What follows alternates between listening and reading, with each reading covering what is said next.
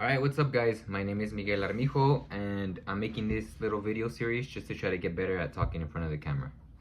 So I'm starting the timer. You already know the drill. I usually set a timer for 20 minutes and there really is no end goal but to try to give you guys the best nuggets possible and hopefully try to condense the amount of information that we see on YouTube to kind of give you guys like an actual routine or actionable steps to make a difference in your day-to-day lives. So one thing that I wanted to cover is if you're still looking at the 7 ways on how to get a six-pack or the 7 ways on how to make $1 million, then chances are you're probably never gonna get there. And the reason I'm saying that is because you're more focused on how to get there a lot faster and how to shortcut your way to success than you are about actually becoming the type of person that is gonna have that $1 million bank account or is gonna have that 10 out of 10 physique.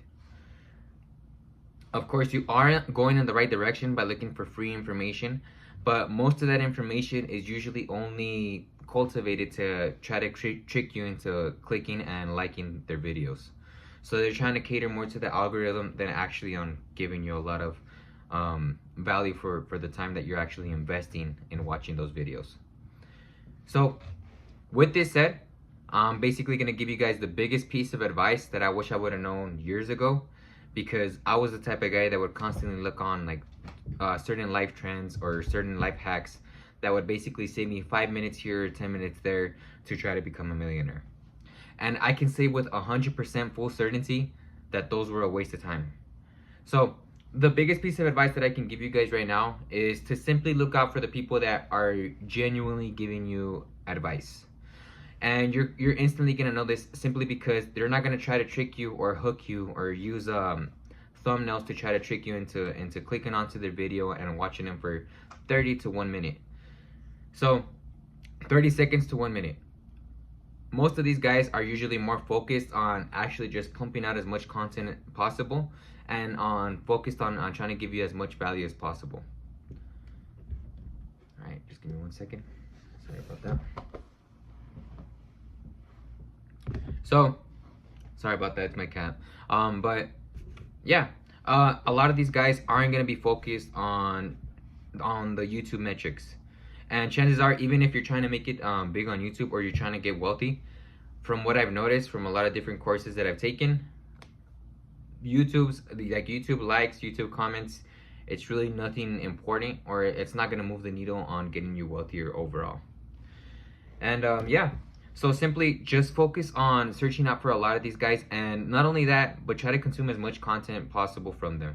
Like if you can find interviews, if you can find email newsletters, anything written, Twitter, social media.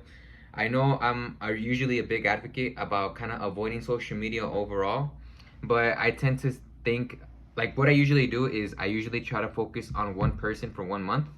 And of course this is kind of sound like a stalkerish mentality, but I'll jot down like the one like role model that I want to focus on for that month, and I'll try to gain their perspective on everything that has to do with either the field that I'm trying to get better at or their life in general.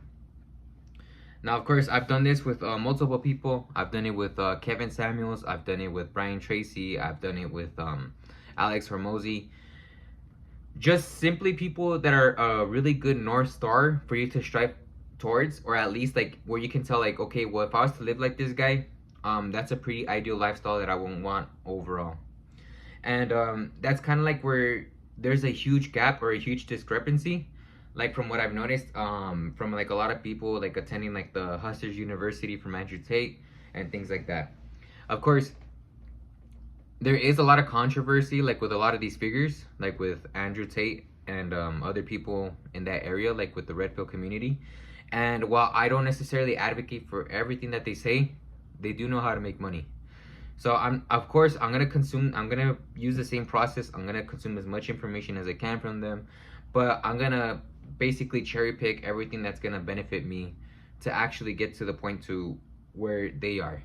Maybe not necessarily like their overall lifestyle or the way they think about like monogamy and those areas. Like I have no business in like kind of like discussing that like or like delving into that at the moment. My only focus is to try to get as much financial advice that I can from them. And I was actually watching, I think it was one of the War Room interviews or one of the War Room podcasts by Tristan Tate, and he was going over an analogy, and the analogy he used was, if OJ Simpson released a course on how to become the best linebacker in history, then you better take that course. And he was going over the fact that you may not agree, because there's a lot of I mean, we all pretty much know like what he did. There's a lot of controversy on his side, but he knows enough, or he's been really good at football. So why would you kind of like miss out on the opportunity to learn like from one of the greats if you can like basically cherry pick that information from them, or the lessons that they learned from trying to achieve that goal, if that's the same goal that you're trying to get to. So when you look at these models, like I'm not saying that you have to 100% agree on everything. Just try to take everything in, and like I said, just selectively choose the information that's gonna help you. And of course, this doesn't necessarily just have to be applied with like public figures. This can be applied with books, with seminars, with anything that you're trying to like venture out in. In the last video, I was kind of talking a lot about drop shipping, and while I don't think it's a viable like long-term business solution, I do believe that there are a lot of lessons that you can learn from drop shipping itself. And of course, if it wasn't for drop shipping, I don't think I would have even approached business at all, simply because yeah, like honestly, like a couple of years ago, it was very attractive just to go and start a business within a couple of months and start raking in $10,000. Like I highly doubt that there isn't anybody naive enough, in the very beginning at least, to think that, hey, well, maybe this will work. So I blindly went in and I just started taking action. I mean, now looking back, I can see why it didn't work, and I can see like kind of the flaws in a lot of the ways that I'm thinking. But I did learn a lot of valuable skills from trying over and over and over again on trying to make these businesses work. So yeah, I believe that that's even a lesson within itself. Everything that you may encounter, like, it may not be for you, but you're not gonna know unless you actually start taking action. And even at the end of the day, like, you kind of realize that either this business venture wasn't for you, or maybe this person, like, you just don't click with them, like you've been dating them for a while and you just simply don't see any chemistry. It's not a complete loss, and that's simply because not only are you gonna know, like, kind of confirm, like, okay, yeah, this isn't like the way that I want to go, or this isn't something that I want to keep on approaching, but you're also gonna know what it is that you don't like, or if you do get something from that business, or if you do get something from that situation, and you realize that it isn't as important as you thought it was going to be. And yeah, of course, take all this information with a grain of salt, and I do believe this can be applied to this video as well. You may not agree with everything that I'm saying, but I do believe, like, I can only speak from my personal experience. And yeah, as a young man, I do believe that, like, we like to chase after the shiny object, and I do believe that we tend to, like, try to up level ourselves really fast, and it's really good because that's a good sign of ambition. But the only counterproductive thing that we do have about that is that we give up too easily and we expect results too quickly. So with that said, just try to stick with anything like for longer than you expect to do it. I think it was of course it was Alex Hormozi. He kind of went over like the 100 hour method, and it basically, when he started making videos, like, he was making them in his basement, and when he was speaking to like a lot of the people that he was working with, they started kind of like negotiating how long the contract was going to be, and when they were going to essentially stop, or when he was like kind of like the threshold of when he was going to give up. And he basically just told the guy up front, like, it's going to be around 3 years until I actually like give up. And to a lot of people, 3 years seems like an exorbitant amount. Like, it seems like a really long time. But the way I saw it, or I kind of like to not compete, because I don't think I'll ever reach that level, but I kind of like try to set my expectations at least to like the minimum of what they did, right? So if he's willing to invest 3 years to actually get good at making videos and to actually start like getting proficient at speaking in front of the camera, then what makes me any better? Like, why do I think that I'm gonna get better than somebody that already invested much more time, that already had a much more success like in other areas than I do? Like, I really can't justify like quitting like within 3 or 4 attempts. Like, I know I'm not gonna be like the charismatic person speaking in front of the camera like quickly, but I know that everything is learnable, and I know that if I keep on staying consistent with this, then essentially there's no way that I'm not gonna get better at speaking in front of the camera. And we're really at the halfway mark, and I'm kind of running out of things to say. But the only other thing that I could really get into is kind of trying to learn everything. I'm pretty sure I've already spoken about this. I do believe that any skill or any knowledge that's out there that's not physical, like of course I can't become an NBA player or an NFL player, simply because I don't have the stature for that. But I do believe that everything else in life, like that doesn't really consider like a certain height advantage, I do believe that it is learnable and that I can achieve it if I just dedicate myself to it for a long enough time. The mind is very, very malleable, and it starts to connect a lot of like these little bridges. So if you keep on putting that pressure, like if you keep on like forcing it to actually perform every single day on a consistent basis, it's not gonna have any other choice but to actually start adapting. And okay, well, I'm telling him that I don't want to do this. Like right now, like I really don't want to be in front of the camera anymore. Like I just want to shut it off and like call it a day. But if I keep on forcing my mind to come up with information to share with you guys, it's not gonna have any other choice but to actually start making it more efficient and actually start performing at another level. Of course, this can be applied to exercising. This can be applied to anything that you absolutely can think of. Now, the way I like to go about it is I like to break it out down to actionable steps. So at first, when I wanted to venture out and become a YouTuber, you quickly want to get like into like the more stylish things, right? Like the things that are more attractive. You want to focus on the thumbnails, you want to focus on the hooks, you want to focus on a lot of like the gimmicks and the little tactics that you can see on YouTube. But what I started realizing is that, yeah, I did try to do it for a couple of years, and I kind of went over this like in the last couple of videos, that in the last 2 years I only recorded for like about 2 hours. And the amount of time that it actually took me to write down the video ideas, to write down everything, it was a lot longer than the actual 4-minute or 5-minute video that I was actually sitting down to write out. And every single time that I press play, like I've always found myself like reacting the same way. Like I just didn't get it better at all. So with that, I kind of started breaking it down into steps. Okay, I'm gonna kind of try to forget about the thumbnails. I'm gonna try to forget about the titles. I'm gonna try to forget about every single little thing, that like all the little tactics, and I'm just gonna simply focus on the one thing that's important for me at the moment. And essentially, if you can get good at this, if you can get good at like the foundation of what your like skill set consists of, then you're gonna be 10 times ahead of like your competition. And that's simply because you're gonna be able to talk more in front of the camera, you're gonna be able to produce more results, and you're gonna able to keep on pushing further, because it's gonna become something more consistent. It's gonna start to become a habit. So when you do this, I sat down and I simply told myself, I'm just gonna sit in front of the camera and I'm gonna speak. I'm just gonna focus on trying to control my tonality. I'm gonna try to focus on my tempo, and I'm gonna try to focus on just basically speaking to you guys. And I know I keep on bringing Alex Hormozi a lot, but this method was actually brought to me, or not brought to me, but I actually got it from Jerry Seinfeld, and he's a comedian, and he basically just went over the ideology of not breaking the chain. So essentially what he does is he just sits down and he sets a timer. I can't really remember how long. And he necessarily just doesn't allow himself to do anything else but write the joke of the day.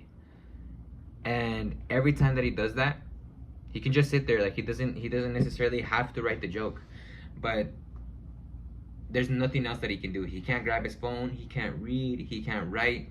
He doesn't leave anything on the table but just basically the paper and the pen to write down the joke. So by the end of that, it doesn't matter how long it is, or it doesn't matter like how bored he can be. It's gonna get to the point where his mind is gonna get frustrated enough to actually just tell itself, I might as well just write the joke. I'm already here, so I mean, I might as well get this out of the way.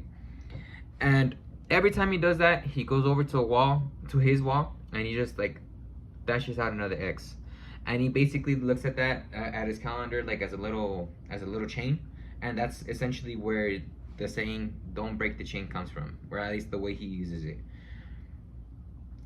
So I keep on saying "so" a lot, and I'm trying to get rid of that as well. I'm trying to speak with a lot less filler words. And yeah.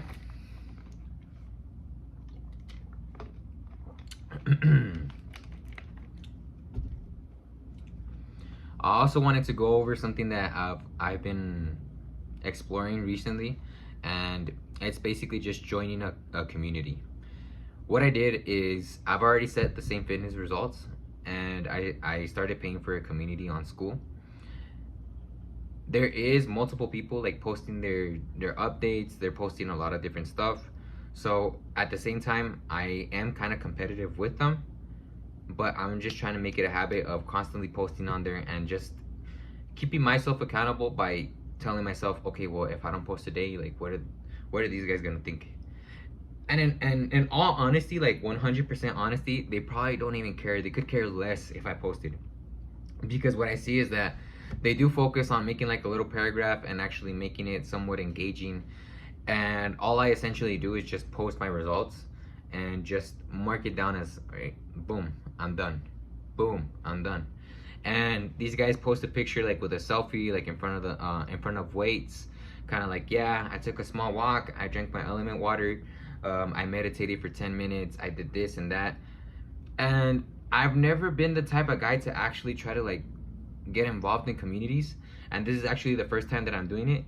And it may be annoying to some of these guys. I mean, they haven't really said anything yet, but it's just I want to kind of like start instigating like that competitive nature like within that small community. It's only like 17 of us, but I do want to start like kind of like inspiring others to be like, hey, you know what, well, this guy keeps on posting like his results, like he keeps on posting like his weights, like he keeps on like not only my weights, but I'm posting like a receipt. Like I'm basically trying to make it as obvious as possible that I'm actually taking action. And I want to kind of like start instigating that so that I can start pushing myself a little bit harder. If they don't, it's completely fine. I mean, they can keep on there's no judgment at all. Like I do understand why they're posting like the paragraphs and stuff, but I do kind of see like that missing link from that community. Like everybody, it's very nice to be very uplifting and stuff, but there's no challenging, like there's no challenges being done like within the community. And of course, if you haven't done this yourself, you don't necessarily need to pay for it. You can go on Reddit, and I'm pretty sure there's gonna be more than enough. But just start posting like publicly, like, all right, yeah, like I went for a 3-mile run today. Oh yeah, I went for I hit legs and back today. And just start posting like your progress. Like start posting something that's gonna like actually prove that you actually did the workout for the day. And yeah, don't focus so much on the fluff or trying to impress the other people there.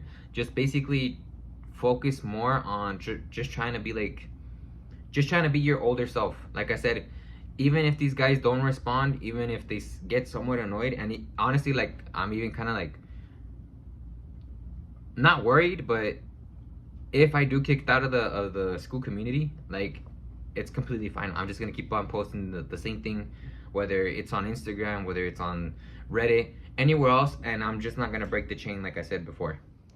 And yeah, we're kind of reaching the 1 minute mark right here on the timer, and this is usually what I use.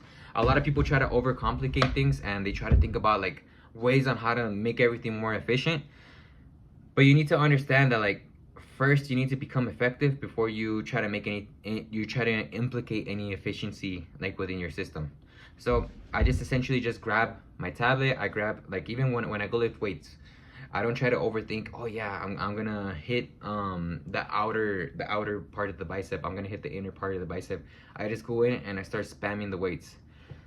Is it ideal? Like is it gonna be like the best way to actually get the best results? Maybe not. Like, maybe there's gonna be a lot of ways to actually start implementing this, but right now my only objective is to actually start making it a habit, like these videos. I'm pretty sure there's a million different ways that I can make these videos a lot better, a lot faster, but I haven't made it a habit yet to actually sit in front of the camera.